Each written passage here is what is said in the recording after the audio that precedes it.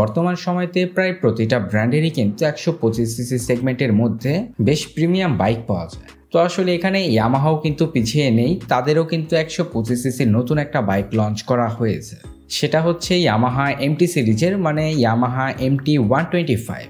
এই বাইকটা দেখতে শুনতে পুরোপুরি MT-15 এর মতোই, শুধুমাত্র পরিবর্তন যেখানে রয়েছে সেটা হচ্ছে আপনারা স্পিডোমিটারে পরিবর্তন পাবেন এবং ব্রেকিং সিস্টেমে পরিবর্তন পাবেন। এছাড়া আসলে ইঞ্জিনে তো পরিবর্তন পাবেনই। তো আজকের এই ভিডিওতে আমরা এই বাইকটা নিয়ে বিস্তারিত আলোচনা করব।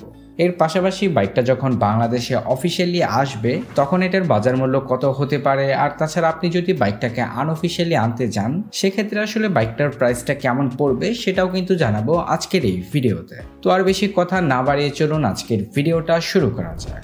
প্রথমেই বাইকটার লুকস অ্যান্ড ডিজাইন এবং এর বিল্ড কোয়ালিটি নিয়ে যদি বলি, এই বাইকটার লুকস অ্যান্ড ডিজাইনটা কিন্তু ইয়ামাহা MT-15 এর মতোই। শুধুমাত্র এখানে আপনারা যে পরিবর্তনটা পাবেন সেটা হচ্ছে এটার যে ফ্রন্টের যে ডিস্কটা রয়েছে সেটা কিন্তু তারা একটু অন্য সাইডে দিয়ে দিয়েছে, সেটার ফলে কিন্তু আসলে বাইকটাকে চিনতে সুবিধা হবে। আর তাছাড়াও বাইকটার ইঞ্জিনটাতে তো অবশ্যই পরিবর্তন পাবেন। এছাড়া আসলে বাইকটা দেখতে শুনতে কিন্তু পুরোপুরি বিগত মডেলের মতোই।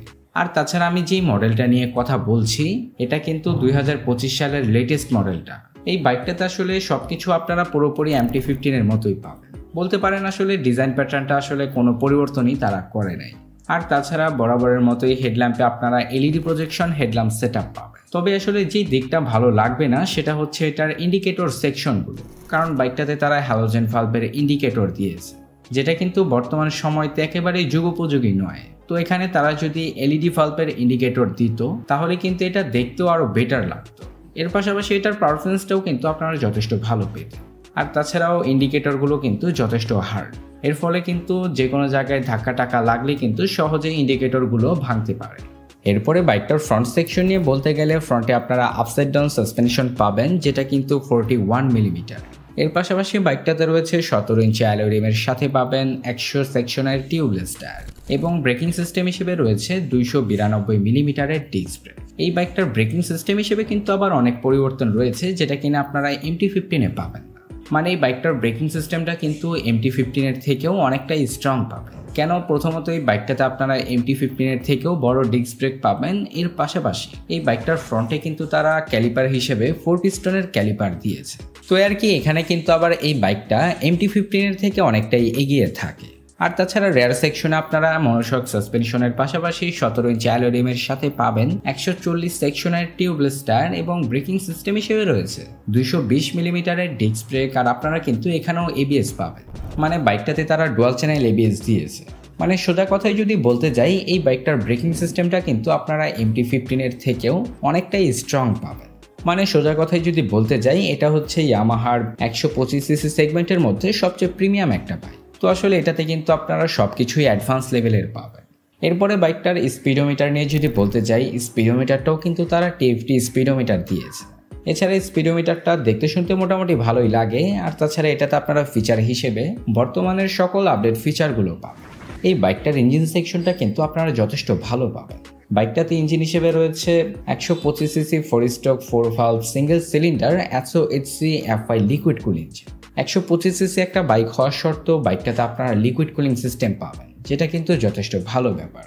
এর পাশাপাশি বাইকটার পাওয়ার এফিসিয়েন্সি নিয়ে যদি বলি, সচরাচর 125 সিসির বাইকে কিন্তু আপনারা এত পাওয়ার পাবেন না। বাইকটা ম্যাক্সিমাম পাওয়ার প্রডিউস করে 15 PS at 10,000 RPM এ এবং ম্যাক্সিমাম টর্ক উৎপন্ন করে 11.5 নিউটন মিটার at 8,000 RPM। এর ফলে বাইকটা থেকে টপ স্পিড আপনারা 120 কিলোমিটারের আশেপাশে তুলতে পারবেন। আর তাছাড়া মাইলেজ পাবেন 45 থেকে 50 কিলোমিটারের আশেপাশে, কারণ যেখানে ইয়ামাহা MT-15 এর থেকেই 45 কিলোমিটারের মতো মাইলেজ পাওয়া যায়। তো এই বাইকটাকে যদি আপনারা ভালোভাবে রাইড করেন তাহলে এটাতেও আপনারা ভালো মাইলেজ পাবেন। আর তাছাড়া এই বাইকটার স্পিডকে কন্ট্রোল করার জন্য বাইকটাতে কিন্তু আপনারা 6 স্পিড গিয়ার বক্সও পাবেন। এই বাইকটার সম্পর্কে যদি আমি ওভারঅল কিছু বলি, এটা হচ্ছে ইয়ামাহার 125 সিসির মধ্যে সবচেয়ে প্রিমিয়াম একটা বাইক। কারণ এই বাইকটাতে আপনারা যে সকল ফিচারগুলো পাবেন, এমনকি যে ইঞ্জিনটা পাবেন, এটা কিন্তু সচরাচর 125 সিসির বাইকে দেওয়া হয় না। যেমন বাইকটাতে আপনারা LED প্রজেকশন হেডল্যাম্প সেটআপ পাবেন, যেটা কিন্তু সচরাচর 125 সিসির কোনো বাইকেই পাবেন না। এর পাশাপাশি এটার ব্রেকিং সিস্টেমে রয়েছে ডুয়াল চ্যানেল ABS। তার পাশাপাশি বাইকটার ফ্রন্টে যে ক্যালিপার রয়েছে সেটাও কিন্তু 4 পিস্টনের। তো আসলে বোঝাই যাচ্ছে যে এটার ব্রেকিং সিস্টেমটাও কিন্তু যথেষ্ট ভালো। আর তাছাড়া এটাও কিন্তু সচরাচর আপনারা নর্মাল কোনো 125cc বাইকে পাবেন। আর তাছাড়া বাইকটাতে টিএফটি স্পিডোমিটারও পাবেন, যেটাও যথেষ্ট ভালো ব্যাপার। এর পাশাপাশি সবচেয়ে আকর্ষণীয় যে বিষয়টা হচ্ছে সেটা হচ্ছে এটার ইঞ্জিনটা। মানে এই রকমের পাওয়ারফুল ইঞ্জিন কিন্তু সচরাচর 125cc কোনো বাইকেই আপনারা পাবেন না। তো আর কি, এই ছিল বাইকটার ওভারঅল স্পেসিফিকেশন। এখন বাইকটার প্রাইস নিয়ে যদি বলি, এই বাইকটা যখন বাংলাদেশের মার্কেটে আসবে তখন এটার বাজার মূল্যটা কিন্তু অনেক বেশি হবে। মানে বাইকটাকে ইন্ডিয়ার মার্কেটে যখন লঞ্চ করা হবে তখন এটার এক্সপেক্টেড প্রাইস হতে পারে 1,80,000 রুপি, কিন্তু বাংলাদেশে যখন আসবে তখন সচরাচর এটার প্রাইসটা কিন্তু উল্টাপাল্টাই হবে। এটা বাংলাদেশে আসলে এটার প্রাইস কিন্তু প্রায় 4 লাখ টাকার আশেপাশে হবে। তো এই ছিল আজকের ভিডিওটা। এই বাইকটা আপনাদের কাছে কেমন লাগলো সেটা কিন্তু কমেন্টে জানাতে ভুলবেন না। দেখা হচ্ছে পরবর্তী কোনো নতুন ভিডিওতে। সবাই ভালো থাকবেন, সুস্থ থাকবেন, ধন্যবাদ।